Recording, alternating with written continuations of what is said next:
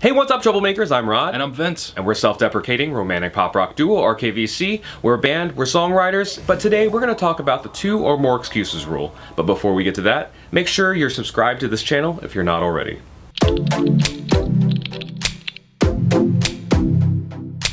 Back in 2010, I was a solo artist with more than 300 consecutive tour dates.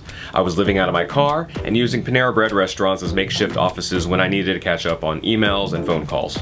One day at Panera, somewhere in the Midwest, I was sitting down for lunch and told myself for 30 whole minutes, I'm going to ignore phone calls and I'm going to ignore emails and just have some me time. It wasn't maybe more than 10 minutes into that little break that my phone rang. And I thought to myself, this can wait. 1, I'm tired from gigging and driving, and 2, the crowd noise had kind of picked up, so maybe it wasn't the best time for a phone call. But I picked up the phone anyway, and that phone call led to one of my songs being featured in the video game Rock Band 2, and eventually my debut album being sold in Best Buy stores across the country. Not to mention the royalties that would pay my rent for almost 3 whole years. And that's what started the 2 or more excuses rule. Yeah, and that principle applies to going places and meeting people, really any unplanned opportunity as long as it's not harming anyone. If you're unsure about a last-minute opportunity and find yourself making 2 or more excuses why you can't do it, then you probably should do it. A while back, a friend got our names on a list of an after party in Hollywood at the very last minute. We weren't doing anything at that particular time and that night, so we decided to go. When we got there, the friend wasn't outside and we couldn't get in or get a hold of them. We waited for almost an hour, left nearly a dozen messages, and decided to just get dinner and go home. The event probably wasn't that big of a deal and would have 0 impact on us anyway. We were halfway home and had just ordered food when our friend frantically called us back.